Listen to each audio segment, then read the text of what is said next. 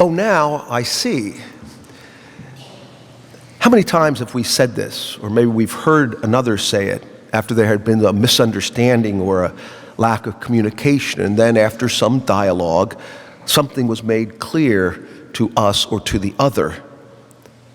Indeed, we use this phrase, I see, to not only include visible sight, but also a more full understanding. Our faith itself gives us this greatest sight, this understanding of things that we cannot see, but which we are meant to know. We gather on this special Sunday in our Lenten journey, and we're called to rejoice as we began the entrance antiphon. And in our gospel, Jesus encounters the man born blind, and he miraculously gives him sight. And then there is this contentious dialogue that is played out among Jesus and the man and the Pharisees. And so there's great symbolism, and there's two distinct levels in which we reflect upon this gospel.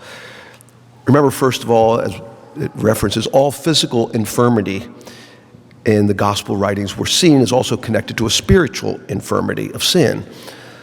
So the blind man suffers not only because of his inability to see, but he's considered a sinner.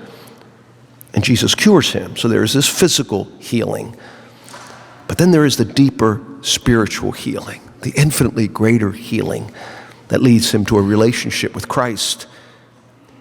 And then there's the reaction of the Pharisees, the unveiling of what is unseen in them, their sinfulness, their opposition to God's law of love. They're the ones who are really blind. They're the ones who think they understand all things. They're filled with pride and self-sufficiency, thinking they do not need God, and so they remain then in that impairment that will accompany all sin. For these 3 weeks, last week, this week, and next week at our 11 o'clock Mass, we celebrate what are called the scrutinies as we pray for the 4 men this year that are our elect in our parish that will receive the sacrament of baptism and the other sacraments of initiation at our Easter Vigil Mass. And in that prayer today, it's a beautiful phrase that reflects this gospel. It says, God, free them from the false values that surround and blind them. Set them firmly in your truth and make them children of the light forever. What a beautiful prayer for them, and what a beautiful hope that is for all of us. Because all of us need the light of Christ. We need to see the truth always that he has established and that is unchanging, and not all the false values and perversions of this age, and in fact of every age. In our first reading, God sends Samuel, the man of God, to anoint the one who will become king of Israel. And the Lord specifically tells him not to judge by appearance or stature, but to judge by the standard of God. And so this least likely of Jesse's children, the youngest one who is tending sheep outside, is chosen. And God's plan is accomplished in the choice of David, even when it seems so unlikely and unexpected. And that's what happens to you and me every day. God's grace continually poured out upon us is the greatest unexpected gift. Despite our unworthiness, despite our weakness and our sin, he only and always pours out his love and his peace upon us in this treasure that is our Catholic faith. Again, we think of those 4 elect who will become part of us in our faith at the Easter Vigil. And that closing prayer, the scrutiny today, with that specific hope and prayer for them, that they may be children of the light forever. This is what is promised to them in baptism and was promised to all of us. God's very life is infused in us. We become children of him and children of that light.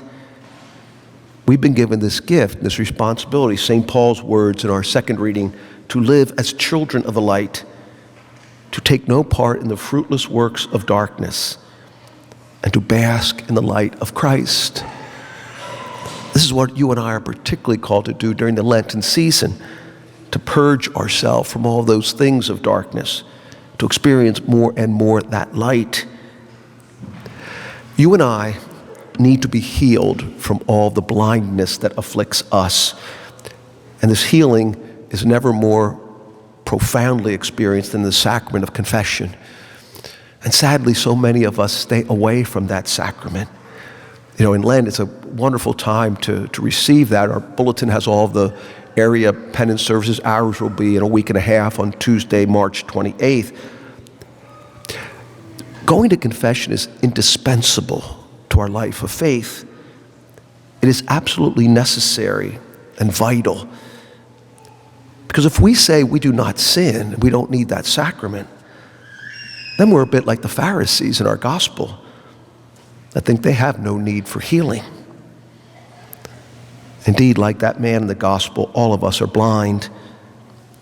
And yet, like him, Jesus always comes to us to offer us his healing touch, to restore sight to us, to draw us into a deeper relationship with him. Let us open ourselves to that gift.